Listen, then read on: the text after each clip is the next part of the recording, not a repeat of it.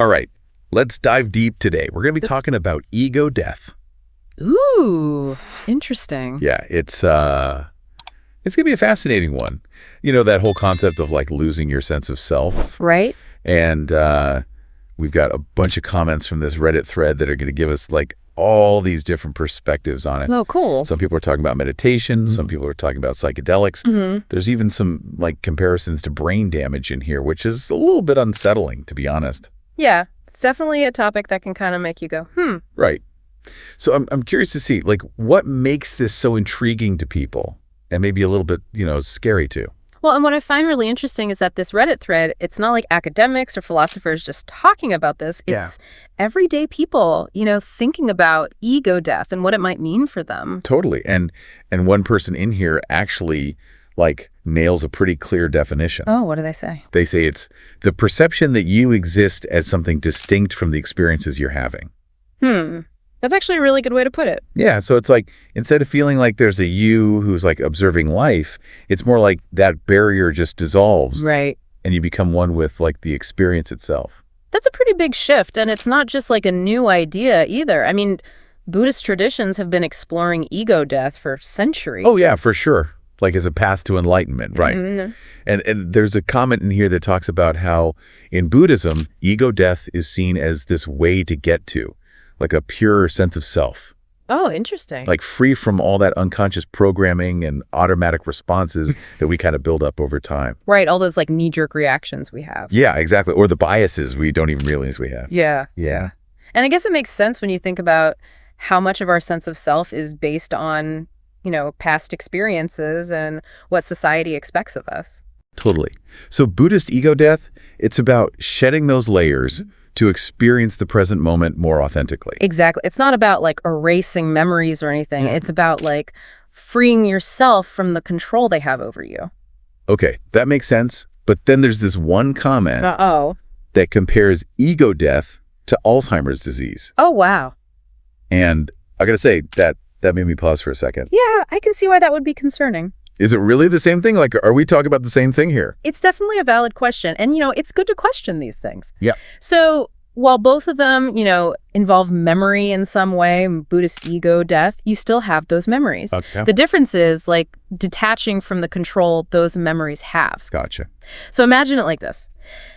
You can see your past, but you don't let it totally dictate how you react in the present. So it's less about forgetting and more about choosing how those memories define you. Right, exactly. Okay, now let's get into some of the wilder stuff here. Because some people in this thread are talking about experiencing ego death through psychedelics. Yeah, I was just reading about that. And one person, they describe it as feeling like a rock beside an ocean for thousands of years. What? Losing all track of time. Wow. Watching civilizations rise and fall. That's intense. It's a pretty intense description. It is. And it's interesting how people use these really vivid metaphors to try to describe what it feels like. Totally, yeah. They talk about boundaries dissolving, merging with their surroundings, experiencing time in a completely different way. It's really like a totally different way of perceiving things. It really is. And it's not just like, losing track of time either. Another person mentions losing the entire concept of what memory even means. Like the idea itself becomes completely irrelevant. That's really interesting. If we detach from that, the whole story of our lives, the memories that we think make us who we are, what's left? Like what even is the self without that inner monologue? Whoa. Is a big question. That is a big question. And then there's this almost unbelievable story about a 2-year-old. Oh yeah, I saw that one. Who supposedly had this psychedelic experience, and then years later, all they could remember was the trip itself. It's crazy, right? Yeah, it really makes you wonder about how ego death could change how we understand, like, the self and consciousness in general. Yeah, if our identity is that fluid, then what does it even mean to be a consistent self over time? Exactly. Okay, so before we go too far down that rabbit hole, there's another interesting angle in this thread that I want to bring up. Okay, what's that? Which is the idea of separating your authentic self from the identities that are imposed on you by the outside world. Right, right. So like the social construction of the ego. Exactly, yeah. We're given all these labels, expected to fit into certain roles, and that shapes how we see ourselves. Totally. Like the pressure to fit in, the masks we wear to please other people. It's like we're all handed these personas by society, and then ego death becomes about taking off that mask. Yeah, and seeing who you really are underneath. Exactly. But that can be like both empowering and kind of scary, you know? For sure. On the one hand, shedding those imposed identities can be incredibly freeing. Yeah. But on the other hand, it can leave you feeling unmoored, like unsure of who you are without those external definitions. It's almost like stepping off a stage where you've been playing a role for so long. Right. And realizing you have the freedom to create your own story. But then you're like, wait, where do I even begin? Exactly. And that's where the potential for growth comes in. Even though ego death can be scary, it also lets you observe yourself without all that judgment. It lets you reevaluate your beliefs and behaviors. It's a chance to break free from the limits of that constructed self and move towards something more authentic. This is not about erasing the self completely. Right. It's more like refining it, peeling back the layers to find something truer underneath. Exactly. It's like a sculptor chipping away at a block of marble to find the masterpiece inside. I like that analogy. It's about transcending the ego's grip on your perception and your choices. And that can lead to a much more conscious and intentional way of living. So that's where the real value lies. Yeah, in the potential for transformation and self-discovery. And a lot of people in this thread are talking about that potential for growth, like how ego death can help you deal with problems you didn't even know you had. Oh, interesting. Especially with things like addiction. There's a comment in here about that. That makes sense. Like you're not so caught up in your ego's desires and compulsions. Right. You can see things more clearly and make better choices, right? Exactly. It's like you can step back from yourself and see your actions without judging them so harshly. That's powerful stuff. It is. But there's another comment here warning against romanticizing ego death. Okay. It says that philosophically it can be just as big of a deal as physical death, if not bigger. Wow. That's a pretty heavy statement. Yeah, it's definitely not something to take lightly. It makes you think, like questioning who you are at your core, that could really shake you up. Right.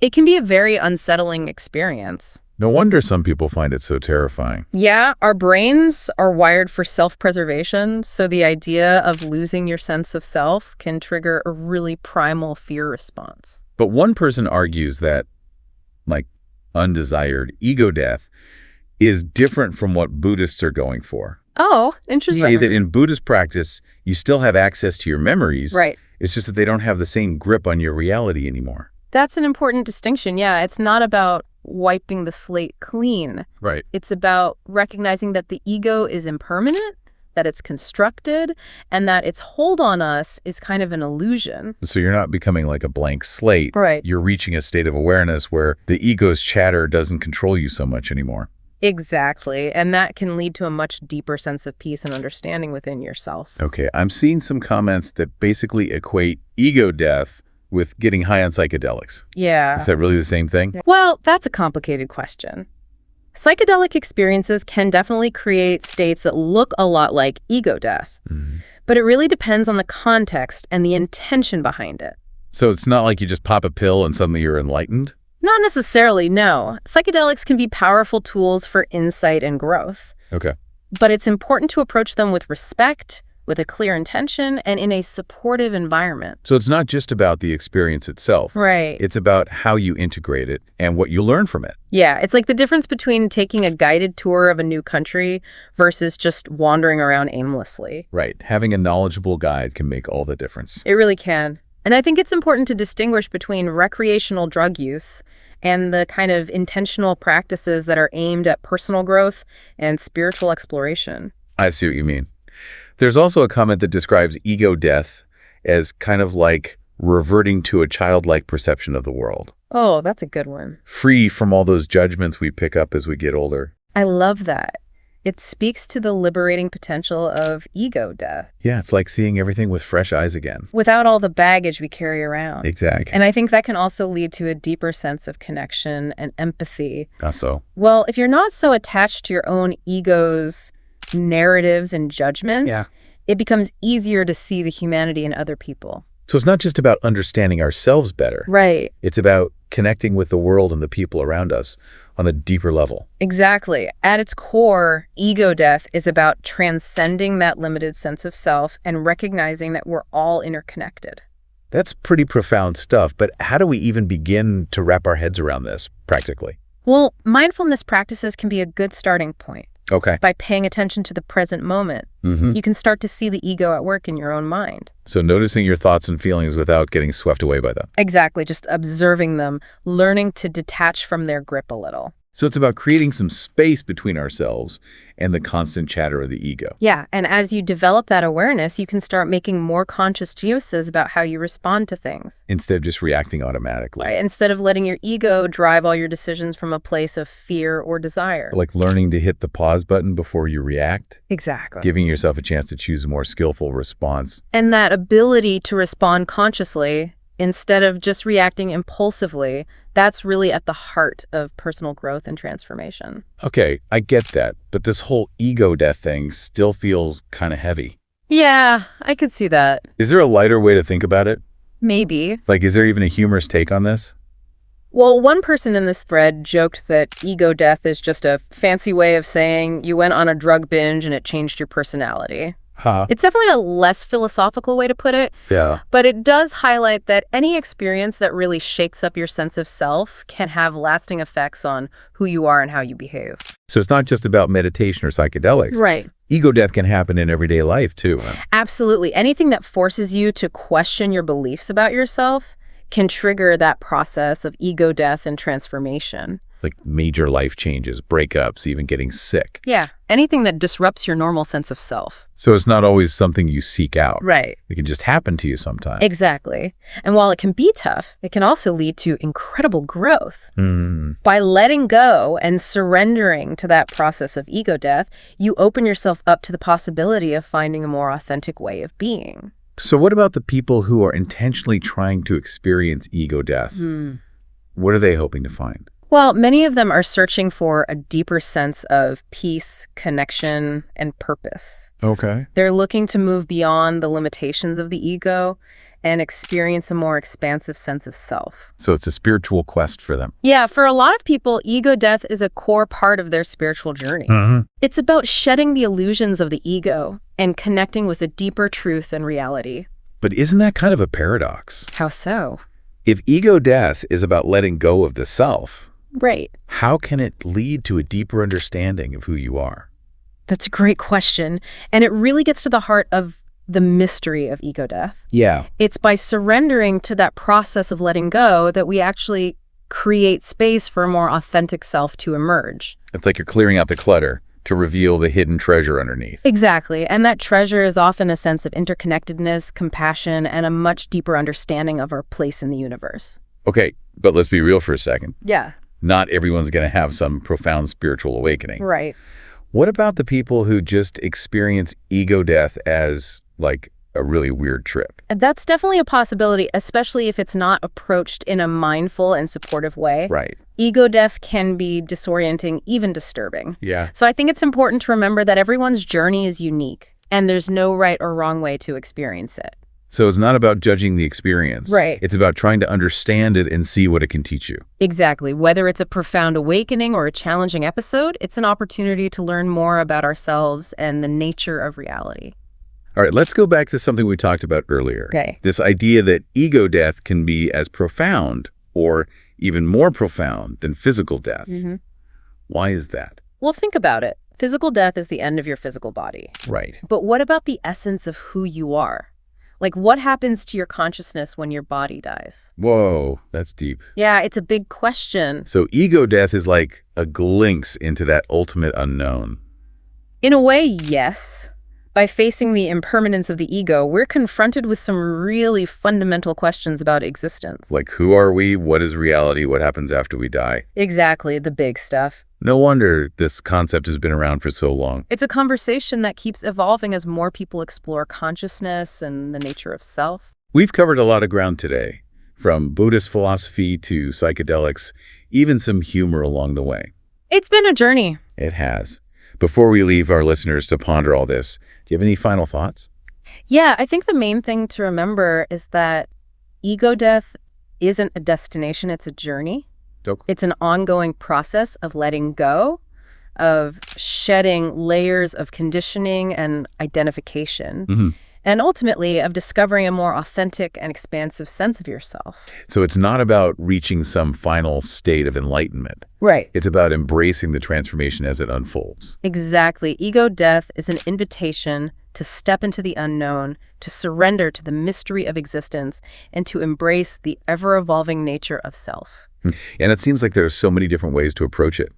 Like some people find it through meditation, Right. others through psychedelics, and then there are those who stumble upon it through like major life changes. It's true, yeah. The path doesn't really matter as much as just being willing to question things. To face your fears and embrace the unknown. It's definitely not for everyone. No, but it does hold incredible potential for growth and, a sense of liberation. It's almost like shedding a skin that doesn't fit you anymore I like that, yeah. and letting something new and truer emerge. And what often emerges is a deeper sense of peace, of connection, of compassion. So it's not about erasing who you are. No. It's more about like refining yourself, stripping away those layers that aren't serving you anymore. Yeah, moving beyond that limited ego-driven perspective and embracing a more expansive way of being. There was one comment that really stuck with me. Someone said, I am all those things, but I am none of those things. I'm just me. That's beautiful. Yeah, it is. It really captures that paradox, doesn't it? We are everything and nothing at the same time. Right. Like we're both real and an illusion. It's like realizing you're a drop in the ocean. Yeah. Unique and individual, but also part of something much, much bigger. And that's both humbling and freeing. Yeah. It is. It lets you experience the world with a sense of awe and wonder. Without all the limitations of the ego. Exactly. So ego death isn't just some abstract concept. No, it's not. It actually has real implications for how we live our lives. Yeah, how we relate to other people. How we find meaning and purpose. Absolutely. By understanding the ego and its potential for transformation, we can really create a more conscious and compassionate world. I believe that.